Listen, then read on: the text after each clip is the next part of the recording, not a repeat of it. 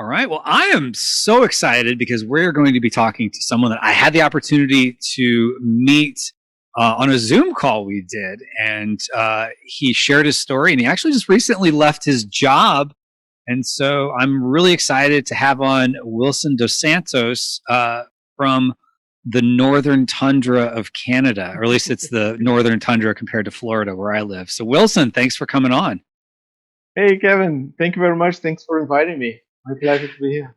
Yes, absolutely. But I think we can't skip over the fact you just left your job back in January. So that's super exciting. So congratulations to that. Thank you. Thank you. Yeah, it's a huge milestone for me. Yes. Okay. So you left your job and you were working.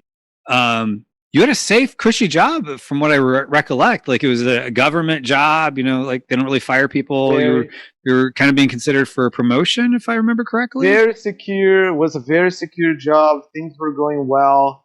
I've been with that organization for 12 years, and I went from several positions, and I was moving up, and was getting to a stage where a higher position was in line to be Mm-hmm. offered to me, and that's what I pivot out of it.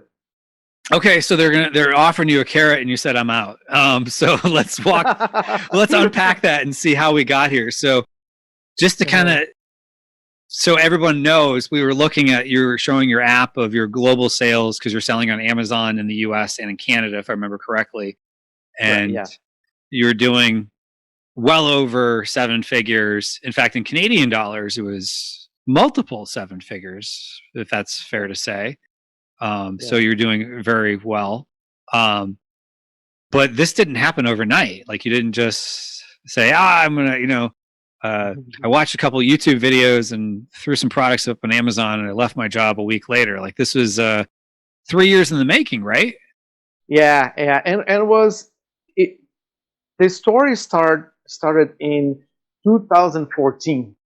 In Okay, so we're going 2014, back even farther than that. So let's go yeah, back in time to 2014. because that was the time that I had a wake up call, and the wake up call that I had came from my son getting ill.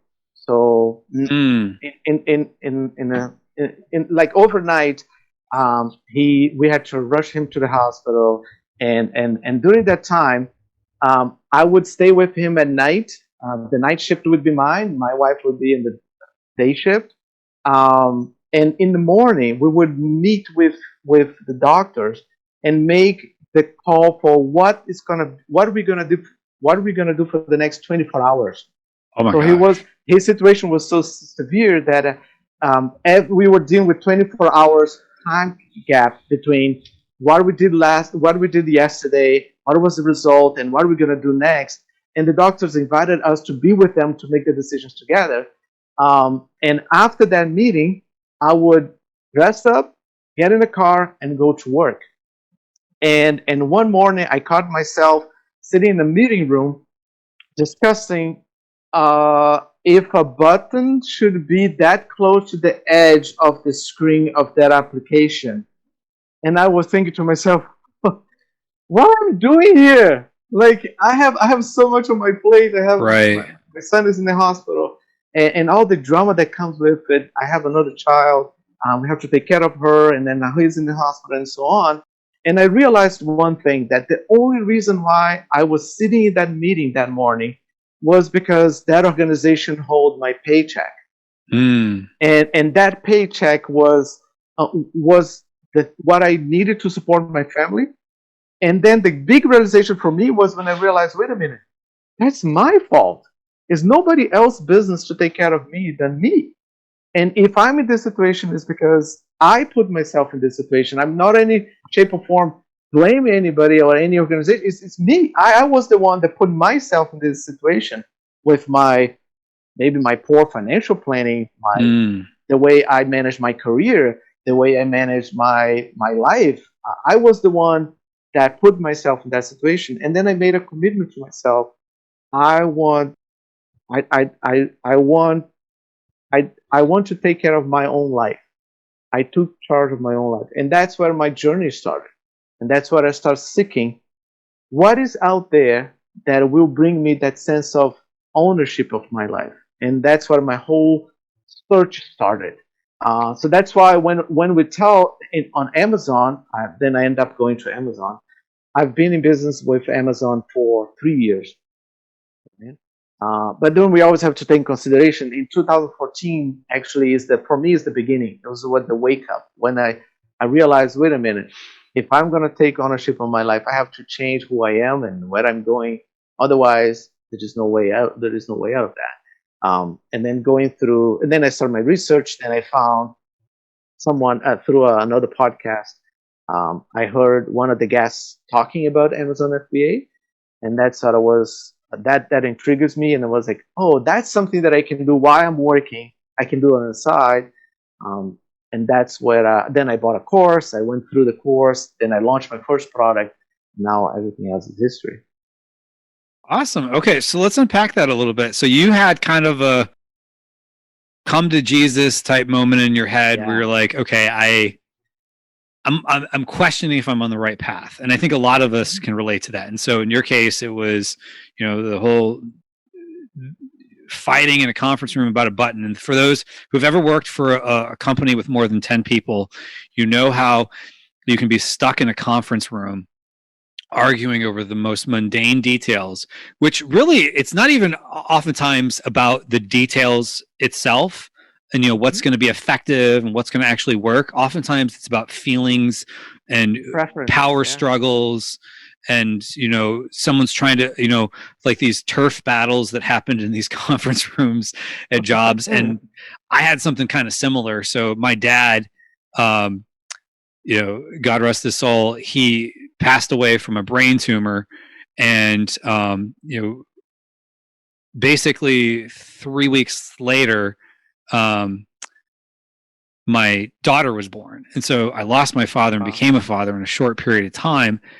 And it was just starting to question what direction am I going with all this? I was working really hard, and so and whether it's a child who's sick, or getting a kid, losing a parent, or just kind of like some people just they talk about like it's almost like the last needle in the haystack, so to speak, that broke the camel's back. I think I mixed two analogies there. That they just get to that point where it's like I just tips the scales. They're questioning things enough of what they're doing that they want to go in an alternate path. I think a lot of people can relate to that. Yeah, for me, the biggest question was, like, I want to be there when my mom needs me, and I know she's getting old. And when she needs me, I want to be there and say, Mom, I'm here for you. And I'm here for as long as you need me. And I'm here to support you. I'm here, and I want to have the freedom to say that, knowing that I own everything that entails. If that's a money thing that it needs to be, I have it. If it is a time that I need to be out, I have that. I can afford to do that. So that was one of the drivers. And my wife as well. She said, honey, if any time you need me, I want to have the freedom to say, I'm here for you, and I want to be in charge of that decision. I don't have to go back and say, can I take a vacation at this period of time? Can rearrange on my schedule so I can be free 3 afternoons. Okay. So that was my biggest driver, to say, I'm here in this interview with you because I choose to be here. Right. Because I decide that this morning I'm with Kevin.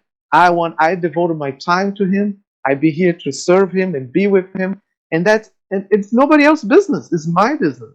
I had to move things around to be here, and I made it. I made it happen. So that freedom, that sense of control, that's what I was going after. And just sharing something very good. Like I have a photo that I have right beside my desk, and this is the photo. Oh wow! So for those listening who can't see this, if you're on YouTube, I'm sure you probably see that. But for those listening to the audio, it's I'm assuming that's your child when your child was sick and in the hospital. Yep. So that's him on his bed, and he's carrying his teddy bear, and then he has all the kinds of wraps around him and so on. And that's here to remind me of that day. And that's how serious I am about that. And even brings me tears to my eyes. And sometimes I catch myself looking at it and get emotional about it. But that's the drive that I need. When I wake up in the morning, I come to my office, and that's what I see, and I say, listen, I will be uh, faithful and truthful for my decision, and that's what keeps me in check. So, but that's what I was looking for, that sense of control, that sense that uh, it's my life to deal with it. And one thing, as anything else, comes all the pressure with that decision. Mm-hmm. Because I didn't have, so I came from a very humble beginnings. I moved to Canada 12, 13 years ago. And when we came to Canada, we had $10,000 in a briefcase, kind of like in cash. Oh, wow. And that was the money we had. And I had Wait, hold on, time out. So you had $10,000 in cash in a briefcase, or is that an analogy? No, it's cash. So the customs officials, when you come, it was a backpack. so when you come across the border, was there custom officials looking through your bag like, wait, time out? Can we talk about why you have $10,000 cash? Yes, because when we came with the paperwork as an immigrant. So when I left, and I'm from Brazil. So when I left Brazil, we enrolled into a immigration program, and we got accepted by Canada. We got vet by Canada before we arrived. Okay. And then they told us, listen, come. And then if you live here for 5 more years, you can apply for the citizenship and then become a citizen. So when I came with the paperwork and everything. But in terms of monetary value, we had $10,000. So when we came to the border, they actually document that. Said, okay, you're coming. Here's the amount of money you brought. And then the first rent we went through it, the guy said, I need the first and the last month payment. Right. Like, oh my God, then about 10, and now it's right. Like, it's now like starting 7, to dwindle. 6. Yeah. Like, what did I get myself into? That's why I started our life in Canada. So it took me another, and I was about 30 years old. So it took me another 10 years to reinvent my life. Okay, interesting. All right, so let's fast forward to now. You're working on launching your business. So, you moved from Brazil to Canada. You had a safe job. You said, "I've had enough of this," but it wasn't an overnight thing. You didn't even start right away into getting into the business, but eventually you get to a point where you said, "Okay, and now I'm going to pull the trigger and start this business." So you started the business, and I think we talked about you started with. Well, how much did you start with, if you don't mind me asking? We talked about this beforehand, so I kind of know. What the idea for the product came from a Pinterest photo that my mom shared with me, and she said, "Look, this product looks so cool." And then I look at it, and said, "Yeah, it looks very nice." Then I already had Jungle Scout installed and all of that. I already went through the course. I was kind of 80% through the course. And then I started my product research, found the product, and fair enough, had a good market for it, and that's where I started. And then my first investment, if I consider the course and everything, was about $5,000. Okay. $5,000 was the money that I took out of my pocket to get the inventory going, get my trademark being registered, and got into Amazon. And then because Amazon takes a little bit longer to pay you back, I had to put another $5,000 in my own pocket to keep the inventory moving. And that was the last time I put money on the business. Okay, gotcha. And then so fast forward about 3 years from there, you had enough that you were able to leave your job. Yes, and then every single money that the business made was reinvested in the business, and that money keeps piling up, to the point that I had about 2 years of salary saved, that I could just say, listen, if I quit my job now, I do have a safe net of 2 years to see if that's going to fly or not. But it's such an emotional decision. You have to convince. I think the biggest challenge is you to believe that you can do it. For me, there is always this thing in the back of my mind. What if this is just like a wave that is going to go away and then whatever. Mm-hmm. But then you have to work yourself and say, listen, I didn't come that far to give up on things. Mm-hmm. And then I look at that photo and say, I'm in the right track. I want to keep going. Like, I don't care. And then for me, the biggest change happened when I realized that no matter what is ahead of me, I can handle. Doesn't matter. If I lose everything, if everything goes out of the window, I can handle. If I'm an overnight success and I'm a billionaire, I can handle that. Like, doesn't matter what's coming my way. I'll be able to step up. Like, okay, let's go for it. And if you look at your own life, when you're single, you stepped up to become a husband. And when you had your first child, we stepped up to be a dad, mom. And when you had your own business, step up to be a business owner. You always grow with it. Like, whatever comes next, you're going to be able to handle it. That's so true. We sometimes don't give ourselves enough credit for, how adaptable we are as humans. And not to dive too down what could be a fairly controversial rabbit trail, which is amazing that this is actually going to be a somewhat controversial statement. But I think too much everyone's looking for quick fixes for, not everyone, but a lot of society seems to be moving towards what is quote unquote safe.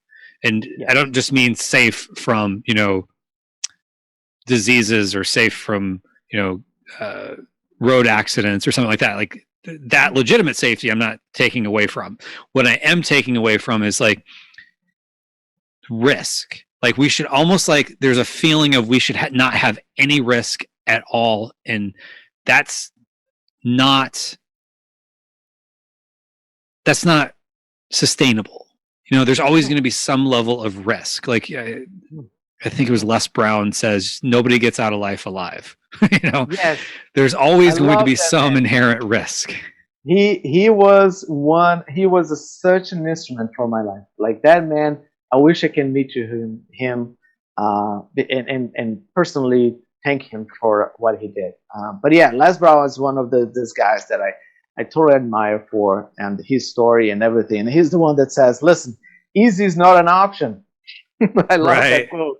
Easy is not an option. It is tough to be poor, and it's tough. It is tough to work 9 to 5.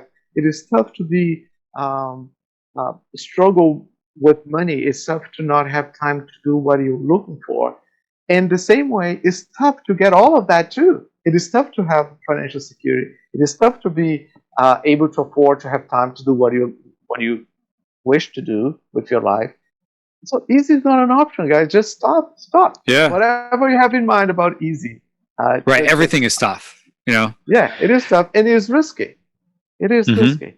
So when I got married, my first thought was like, wait a minute, why am I getting into it? Like, I can't undone that. I have to go in, and they have like, oh, then you jump in. And now I was talking to my wife yesterday. I said, listen, I am on my 4th or 5th marriage, I think.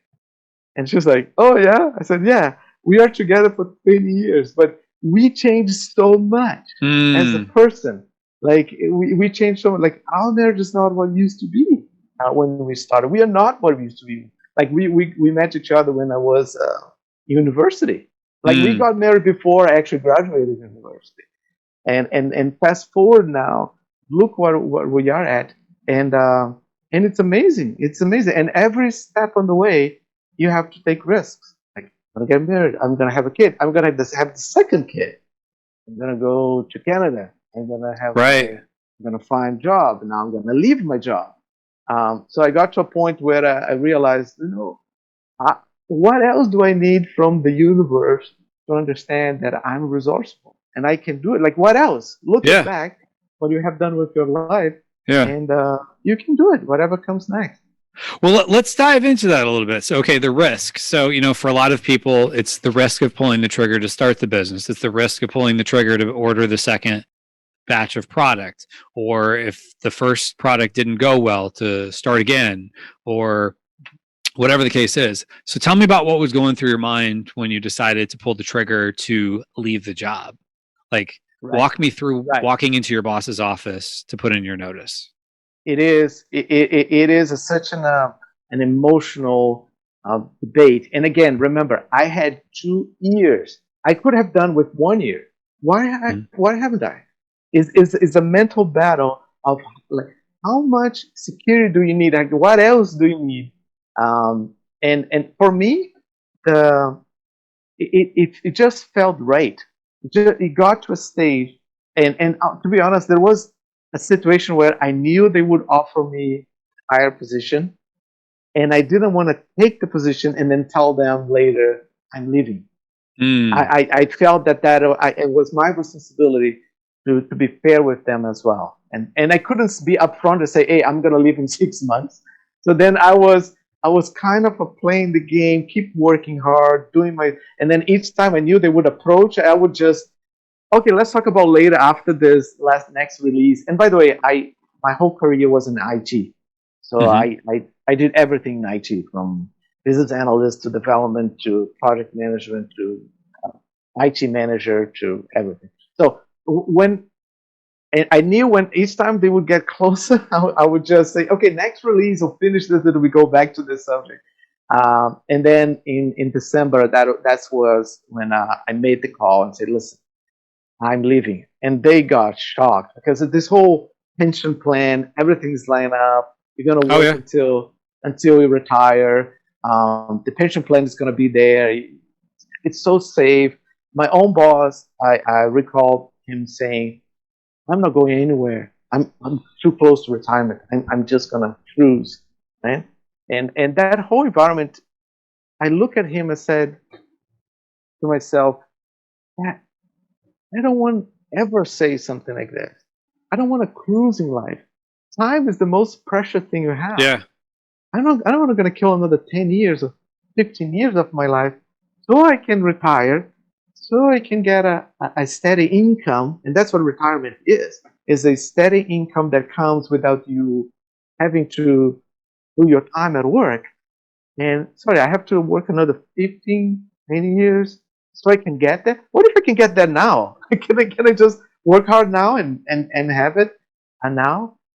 So for me, that was a decision. That was my process. I realized I had enough. Again, I would never suggest someone to leave the work and then try something. Right. You can do something on I the side. Yeah, I always advise someone, start as you're working and start doing something on the side, and then do a safe uh, jump out of it. Otherwise, again, I go back to risk. Some people are more tolerant to risk. I had a family. I had uh, everybody else depend on me, so I'm a little bit more cautious. Well, I mean, one of the things that I think the last year has taught us with the C word that I afraid if I mention the algorithms listening to Yeah. this might suspend the video. But we all know the thing that's been going on over the last year as we record Yeah. this throughout the world. But that thing's kind of thrown a wrench into a lot of people's plans. Like, and I've given this example before. So New Year's Eve going into 2020, we were at a friend's New Year's Eve party, and there was this couple there, and they were both pilots. And I remember thinking, that's kind of the life. Because when I was in junior high, like it was like I went through a period where I wanted to be a pilot when I grew up, and I just remember thinking, like it pays well, it's steady income. Yeah. There's talk I about a can know pilot about travel shortage. or Yeah, I could whatever I travel all over want. the world, Yeah, it's such a jet nice life. sets. Like there's I like when I go on an airplane, some people like to sit in the aisle seat. I like to sit in the window seat because I actually enjoy looking out and seeing Mm-hmm. what it looks like out there. um so just something about that appealed to me. Now, as far as I know, one of them, they were both furloughed at one point. I think one of them still is furloughed a year later. And I was earlier in my career in the travel and convention industry, and talking to people who literally to this day over a year later are still furloughed, and they're holding on because in their mind that's the safest thing to do, is to wait. Yes. And so they're almost afraid to even look for another job because they might lose on maybe the company they're working for as a pension plan, or they're not quite vested enough in Mm-hmm. the 401k plan for their old Yes. job or something like that. And it's like Yes. they were willing to leave, to put you off to the side for a year and not pay you because you had one single point of failure in one job, or you can create a business where you have multiple points of failure. Which is the safe thing? And so, sometimes what feels safe in the moment might not necessarily be safe long term, because the direction of get a job, they'll take care of you for life and give you a gold watch and a safe pension at the end, that may or may not be there. No, and I don't believe it will. The whole economy is changing so much that companies cannot afford to do that anymore. Yeah. And one thing I noticed, there are two things to what you just said, and I totally agree with you. One is that fear kills more dreams than failure. Right? So fear kills a lot of dreams. The second thing is, and that's something I learned. I'm not sure who said that, but in order to attract what you want, you have to become someone that is worth of getting what you're looking for. For example, what do you want with your life? Do you want more money? Yeah, I want more money. Okay, then you have to become someone worth of managing money. Do you know what taxes are? Do you know how much taxes do you pay for what the tax brackets are for income? Do you know that? Do you know what investments are doing out there? Do you know how money works? Do you know what a profit is? Do you know what profit margin is? If you don't have the answers for that, sorry, you're not equipped to make money, because you have to become that. Do you want to have a better relationship? Do you want to have a marriage that lasts forever? Then you have to become someone worth of having a partner forever. So then you have to learn how to be kind, how to be loving, how to communicate, how to express your will, and find that balance between what you want and what the other person wants. You have to grow to that level in order to go for it. Business is the same way. A lot of people say, I want to have my own business. And I was walking with a friend of mine the other day, and he said, what is kind of a common sense for a lot of people. Oh, the only way for you to make money is to have your own business. And I said, oh, hold on a little bit. Let's rephrase a little bit. I would say that the only way for you to make money is to have a business mindset. Not own a business, but have your own. I know a lot of people that they do contract. They work from one contract to another contract, and they make a killing. They make $200,000, $300,000 a year.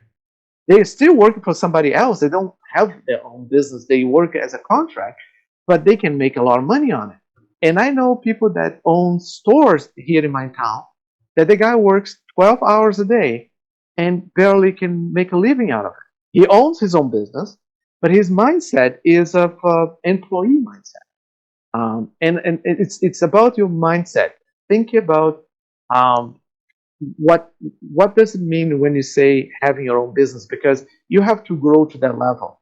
Today, what I do has very little to do with technology, which was the field that I grew up. But I had to learn about finance, tax, importing laws, the whole Amazon ecosystem, how to do advertisement, what is ROI is, and so on. So I had to become a businessman. I have to grow to that level in order to have a business. And that's the difference.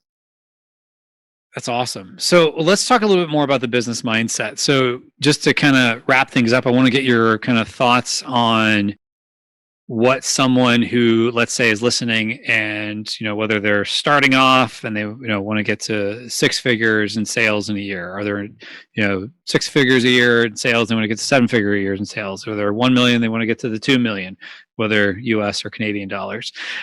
So whatever it is they want to do. Walk me through kind of what you would give someone, the advice of what they need to do to become that person for whatever that next level is. Right. The first thing I tell when I get faced that question is you have to know your numbers. You have to know where you're at.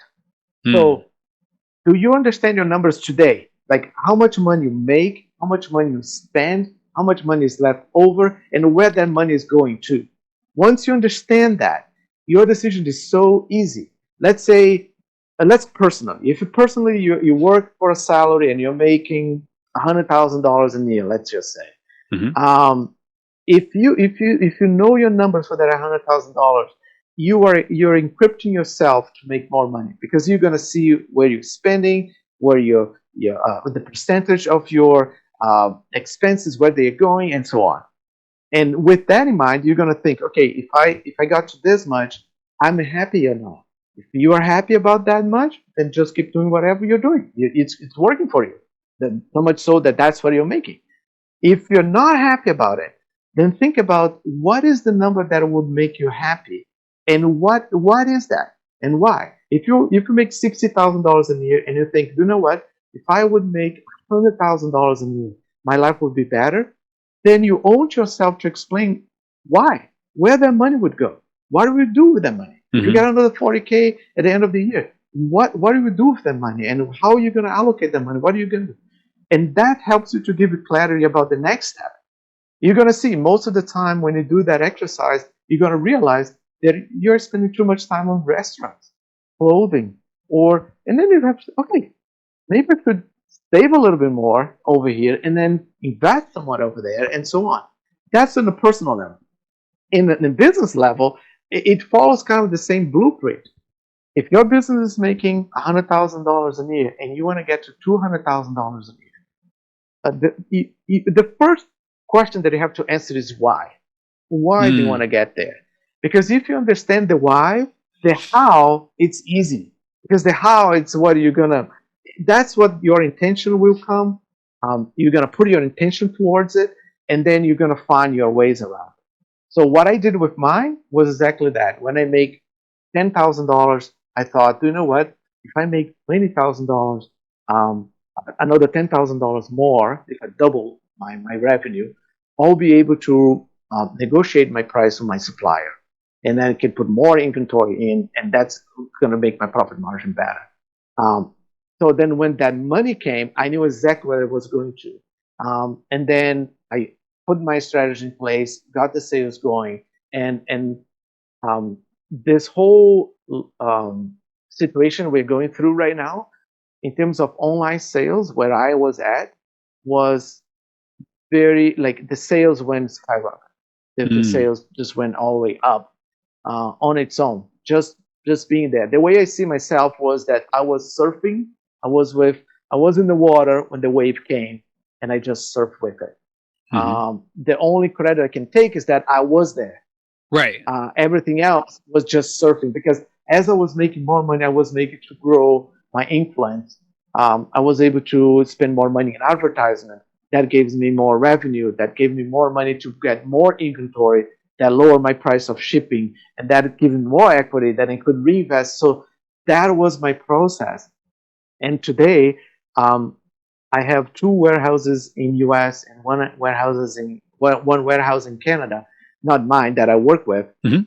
that I can ship big quantities to those warehouses before hit to Amazon, and I was able to save a lot of money on shipping.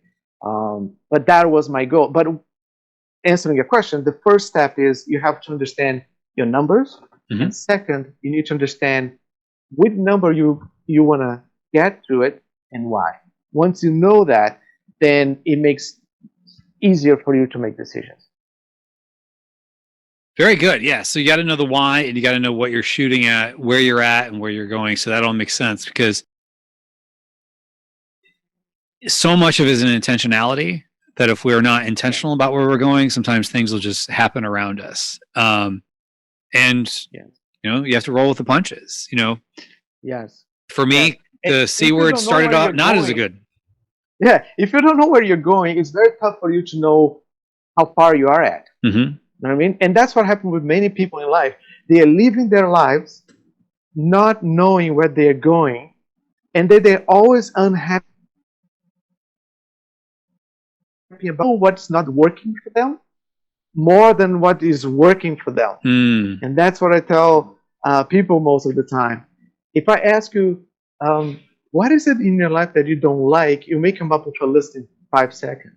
But Right. what is it that you do like? And then you're like, maybe spend a little longer thinking about it. I said, no, you should focus more on that. What Well, is it and that is oftentimes you ask working? people what And they then do go for like, and they come back with, yeah, but what I don't want is. Yeah, No. Like, well, I no. like What not to do have you money. want? So, What no, do no, no, you that's like? not how it works. Right. Well, let me start off with by telling you what I don't like. Okay, so clearly you don't know And what you. sometimes, in talking about the law of intention, law of intention works this way. You have to think about what you want. So if you want more money, you have to tell yourself how much money you want. A lot of people say, I want to be rich. Okay, what is rich?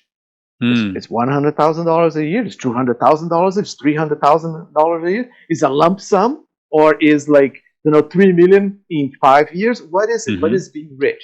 Oh no, being rich for me is having a income of $100,000 every month. Okay, what would you do with that money? Oh, I would travel. To where? To Paris. To do what? To see the Eiffel Tower. I have a news for you. You can do that with $10,000. You Right. can do that for way less than Yeah. $100,000 every month. Like, if that's where you want to be at, I have a better plan for you. There are other ways to get there. Oh no, but I want to go there, and then from there I want to go somewhere else. To do what? And how much that's going to cost? And once you start laying that out, once you put all that intention in place, that's where miracles start happening. That's where your awareness goes way high, and you start seeing opportunities anywhere you go. If you think about, I don't like my job, I want to do something else, then think about what is that else is. Mm. For me right now, I'm thinking about selling internationally. Mm-hmm. Yeah, sorry, not international. Like, I sell in Canada and US. What about Europe? Mm-hmm. So my intentions now are all about UK. I'm not thinking about other countries. I'm thinking about UK right now. And that's what I'm going to get at. I already have my trademark in UK, by the way. All my products I have trademark in UK. But I don't even sell in UK. But that's what I'm talking about. What's your intention? Mm. What is it that you want to do? And then you go one step at a time. And then I went on YouTube, search for how to sell in UK, Amazon Business. Kevin came up, and here we are. And that's how the intention Funny. works. It's funny how those things work out sometimes. Yeah. So I don't think we talked about it at the beginning, but you and I originally got connected because you found me on YouTube, I guess, talking about how to expand into Europe. VAT, yeah. Yeah, I'm talking about VAT, Mhm. that dirty word. So, all right, cool. Well, this has been a fun conversation, and I'm so glad that you did find me and that we got a chance to chat here. So, for anyone listening who maybe they want to connect with you somehow, how might they do?